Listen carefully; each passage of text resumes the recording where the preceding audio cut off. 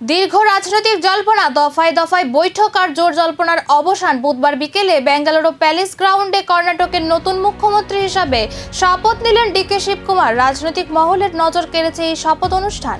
একই অনুষ্ঠানে উপমুখ্যমন্ত্রী হিসাবে শপথ নেন কংগ্রেসের বর্ষীয়ান নেতাজি পরমেশ্বর।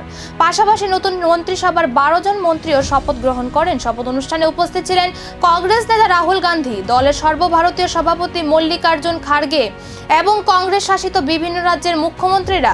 ফলে অনুষ্ঠানটি কার্যত শক্তি প্রদর্শনের মঞ্চে পরিণত হয়। 2023 সালে কংগ্রেস সরকার গঠনের পর থেকে কর্ণাটকের নেতৃত্ব নিয়ে নানা জল্পনা চলছিল।